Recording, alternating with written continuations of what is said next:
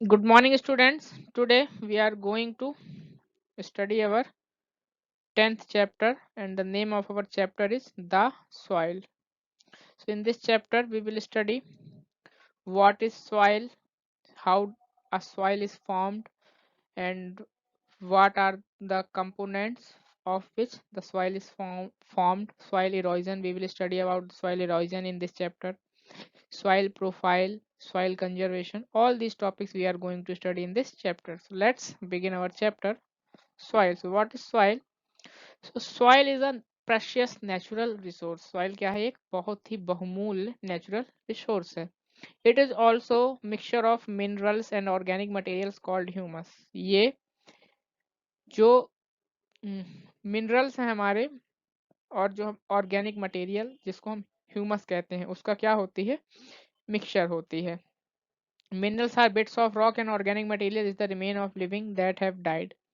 Minerals क्या हैं? ये हम सारी चीजें जान पिछले चैप्टर में हमने ही पढ़ी हैं, चैप्टर रॉक्स एंड मिनरल्स में, कि मिनरल्स क्या हैं. तो ये जनरली रॉक्स के बिट्स होते हैं. और ऑर्गेनिक मटेरियल क्या है? जो प्लांट्स या एनिमल्स जो मर गए हैं तो उनके जो रिमेन्स होते हैं वो क्या कहलाते हैं? ऑर्गेनिक मटेरियल्स कहलाते हैं. Soil is not solid as rock. Soil भी एक मिट्टी से ही पत्थर से ही बनती है, लेकिन उसके जैसे हार्ड नहीं होती है. It has many small spaces called pores that hold water and air. और इसमें बहुत छोटे छोटे पोर्स होते हैं, छिद्र होते हैं, छेद होते हैं जो वाटर और एयर को होल्ड करते हैं. ठीक है, हमारे यहाँ पे बहुत डिफरेंट टाइप्स ऑफ सॉइल्स पाई जाती हैं और हर सॉइल अपने कंपोजिशन में, अपने टेक्सचर में, अपने कलर में अलग अलग होती है. ठीक है, तो depending upon the colour, texture and composition soil को हम 3 टाइप्स में डिवाइड करते हैं: सैंडी सॉइल, लोमी सॉइल और clayey soil. Okay, so let's study about them particularly. So sandy soil. What is sandy soil? Sandy soil does not hold moisture. It needs addition of fertilizers to make it fertile.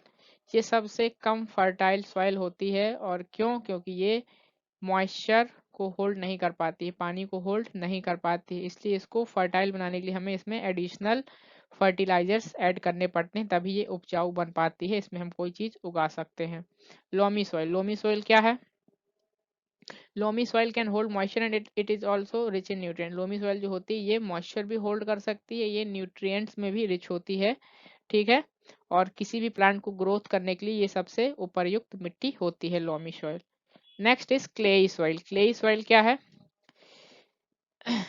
Clay soil forms hard lumps when given water.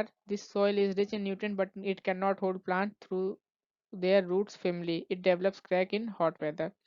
जो clayey soil होती है ये इसमें hard lumps create हो जाते हैं जब इसमें पानी दिया जाता है इसको. ठीक, ये सॉइल न्यूट्रिएंट्स में रिच होती है लेकिन ये प्लांट्स को होल्ड नहीं कर सकती, उसकी रूट्स को टाइटली होल्ड नहीं कर सकती है, क्योंकि जब हॉट वेदर होता है, गर्मी होती है, तो इसके इसमें क्रैक्स आ जाते हैं, छेद आ जाते हैं, हो जाते हैं, मतलब फट जाती है ये, इसलिए प्लांट्स को ये होल्ड नहीं कर पाती है.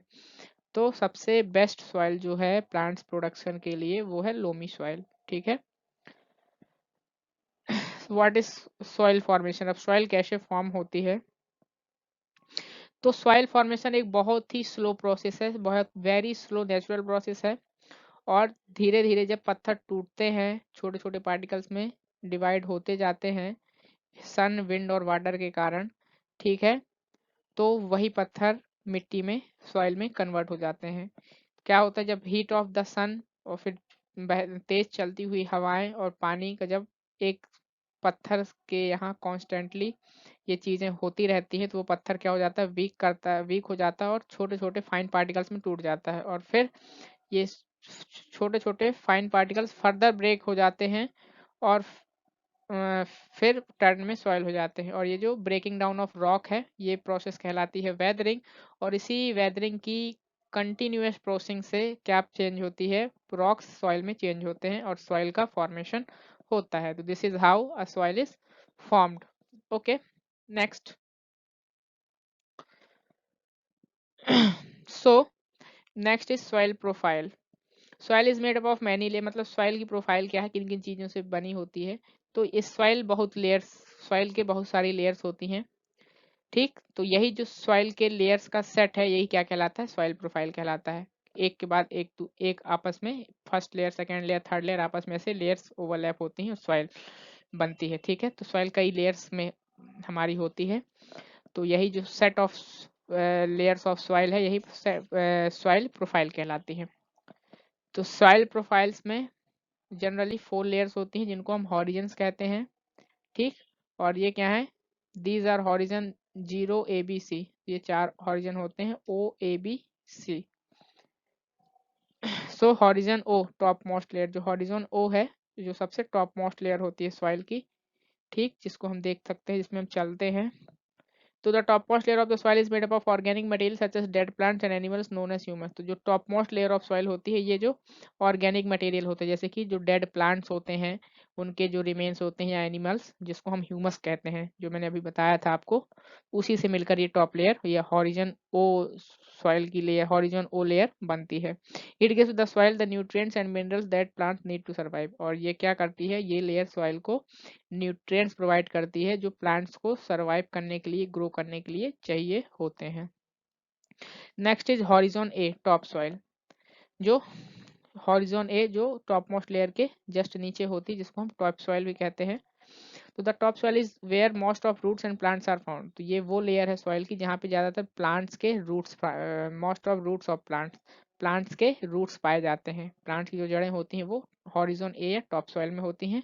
It is made from the mixture of organic materials and minerals. और ये लेयर किससे बनी होती है, जो ऑर्गेनिक मटेरियल्स मतलब ह्यूमस होता है और जो सॉइल में जो मिनरल्स होते हैं उनके मिक्सचर से ये लेयर फॉर्म होती है।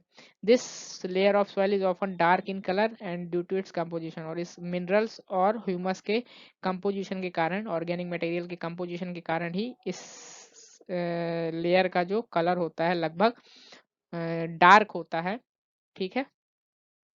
अगला है हॉरिजन बी या सब सॉइल। अगला कौन सा हॉरिजन है, हॉरिजन बी, इसी को हम कहते हैं सब सॉइल। तो ये क्या है, it is the layer of the soil below the top soil. तो टॉप सॉइल की जो टॉप सॉइल के जो नीचे की लेयर होती है, मतलब हॉरिजॉन ए के जो नीचे वाली लेयर है वो हॉरिजॉन बी या सब सॉइल कहलाती है।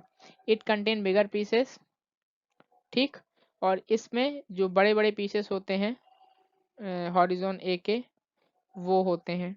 Here plants and organic materials are not found. यहाँ पे प्लांट्स और ऑर्गेनिक मटेरियल्स नहीं फाउंड होते हैं, ठीक। यहाँ पे mud and clay minerals such as iron, calcium carbonate, ये सारी चीजें यहाँ मतलब जो मिनरल्स होते हैं, ठीक, जैसे कि क्ले हो गया, मिनरल आयरन हो गया, कैल्शियम कार्बोनेट हो गया, ये सारी चीजें इस मिट्टी के इस लेयर में पाई जाती हैं हॉरिजन बी या सब सॉइल में। ओके, नेक्स्ट इज हॉरिजॉन सी, मतलब जो लास्ट लेयर है या इसी को हम कहते हैं बेड रॉक, ठीक। तो the bed rock is the layer of soil where rock is found. तो ये सॉइल की वो लेयर है जहाँ पे पत्थर पाए जाते हैं, ठीक।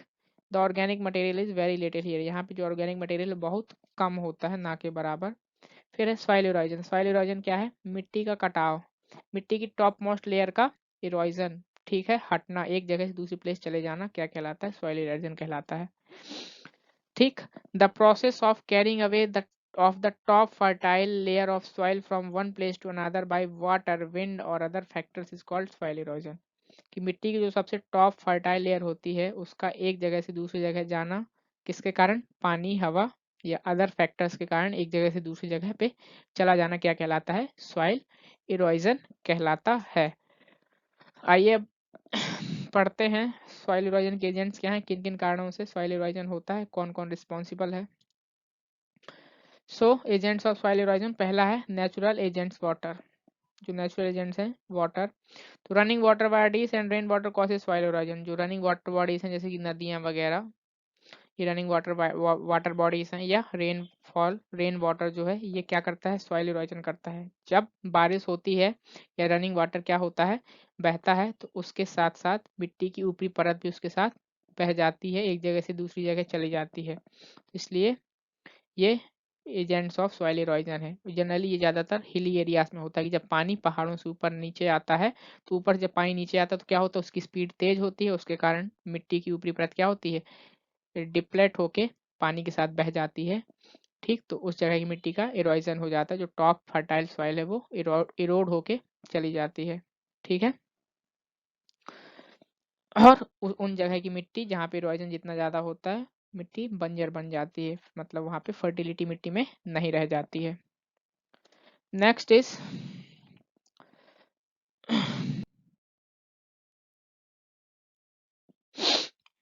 सो विंड। अब दूसरा एजेंट है विंड। विंड क्या होता है?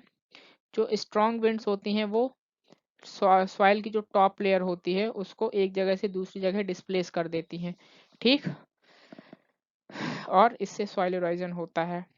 ठीक है, और this happen more often when land is not covered with grass और प्लांट्स। और ऐसा वहाँ होता है जहाँ पे जो जमीन है वहाँ पे घास या पेड़ पौधे ज़्यादा नहीं होते हैं। तो जब हवा चलती है तो स्ट्रॉन्ग विंड्स क्या करती हैं, मिट्टी की टॉप लेयर को डिप्लेट कर देती हैं, इरोड कर देती हैं, और इसलिए विंड भी सॉइल इरोजन का एक एजेंट है। एजेंट मतलब जो इस काम को करते हैं। कुछ फिर ह्यूमन एक्टिविटीज भी हैं जो सॉइल इरोजन को करती हैं, जैसे कि डिफॉरेस्टेशन। ठीक, पेड़ों की ज्यादातर कटाई। तो पेड़ क्या करते हैं, मिट्टी को होल्ड करके रखते हैं, ठीक, जिससे कि इरोजन नहीं होता है। और जब हम पेड़ों की ज्यादा कटाई करते हैं तो मिट्टी को होल्ड करने की जो होल्ड होल्ड करने वाली चीजें हैं वो मिट्टी को होल्ड नहीं कर पाती हैं, और इस कारण से फिर सॉइल इरोजन होने लगता है, तेजी से होने लगता है। तो पेड़ों की ज्यादा कटाई, जिसको हम डिफॉरेस्टेशन कहते हैं, ये भी सॉइल इरोजन का एक बहुत बड़ा कारण है।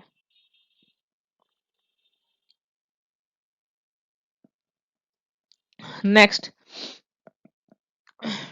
तो पेड़ों की जब ज्यादा कटाई करने से क्या होता है कि वो एरिया है वहाँ की मिट्टी लूज हो जाती है, क्योंकि पेड़ कट गए तो जो रूट्स वहाँ की मिट्टी को बाइंड करके टाइट करके रखी थी वो लूज अप हो जाती है, और इस कारण से वहाँ की मिट्टी इजिली, वहाँ की जो टॉप मिट्टी की टॉप लेयर है, फर्टाइल लेयर, वो इजिली इरोड हो जाती है, और सॉइल फॉरेस्टेशन, सॉइल इरोजन हो जाता है। तो ह्यूमन एक्टिविटीज भी इसका कारण है।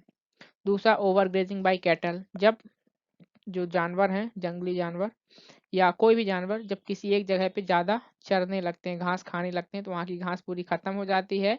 तो भी क्या होता है, जो घास भी मिट्टी को होल्ड करके रखती है, टाइट अप करके रखती है।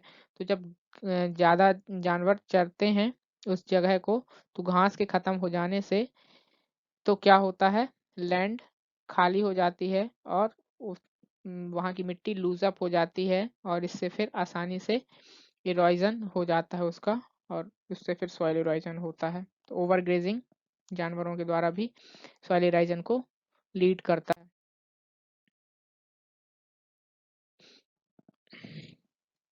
Next is soil conservation. अगला है सॉइल कंजर्वेशन, की मिट्टी को बचाना, कैसे बचा सकते हैं और क्यों बचाना चाहिए।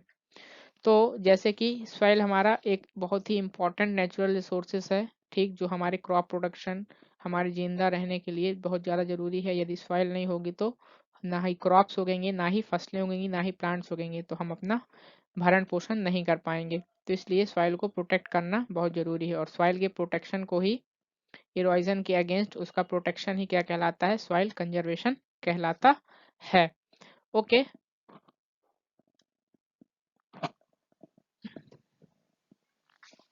नेक्स्ट इज, बहुत सारे ऐसे मेथड्स हैं जिनसे हम सॉइल को प्रोटेक्ट कर सकते हैं, कुछ नीचे दिए गए हैं, आइए देखते हैं।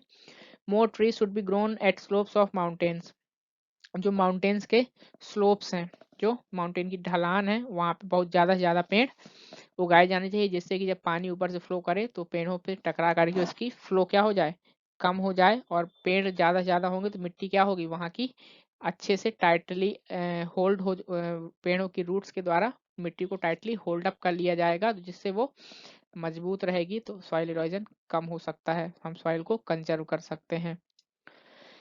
फिर जो हिली एरियाज है वहाँ पे टेरेस फार्मिंग भी हम कर सकते हैं। टेरेस फार्मिंग जनरली क्या होती है कि जो स्लोपी हिल के स्लोप रीजन है वहाँ पे हम टेरेस टाइप में बना देते हैं, ठीक है, जिससे कि जब ऊपर से वाटर आता है तो वो उसकी स्पीड क्या हो जाती है, रिड्यूस हो जाती है, और उसके द्वारा जो लाई गई मिट्टी है वो वहीं टेरेस में आकर के रुक जाती है, क्योंकि वहाँ उसकी स्पीड कम हो जाती है। तो जो सॉइल है जो ऊपर से इरोड हुई वो निचले वाले में जा करके रुक गई, निचले से जो इरोड हुई वो उसके अगले वाले में इरोड हो गई, मतलब ऐसे बैरिकेटिंग्स टाइप में बना दी जाती हैं। तो ये टेरेस फार्मिंग के माध्यम से भी हम सॉइल इरोजन को कम कर सकते हैं।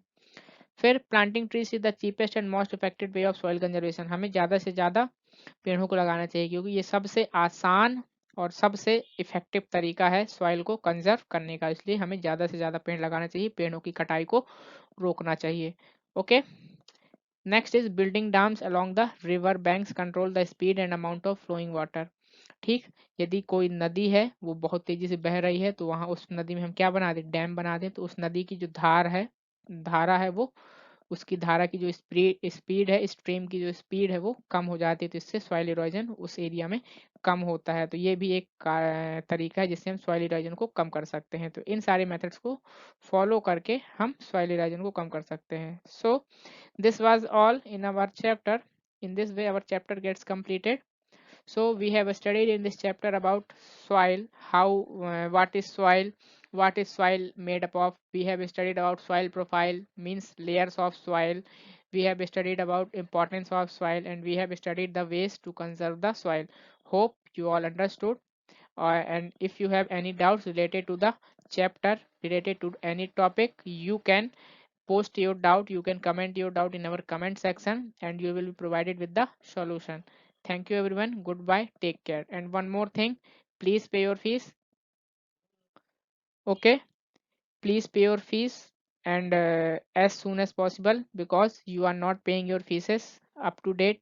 No fees has been submitted in the school, so it is an appeal from the parents and as well as from the students to pay your fees regularly. Okay, because your online classes are going, is to school, our school is providing all the facilities so that your education do not get interrupted. So it is also your duty to pay your fees timely. So please pay your fees. Thank you, goodbye, take care.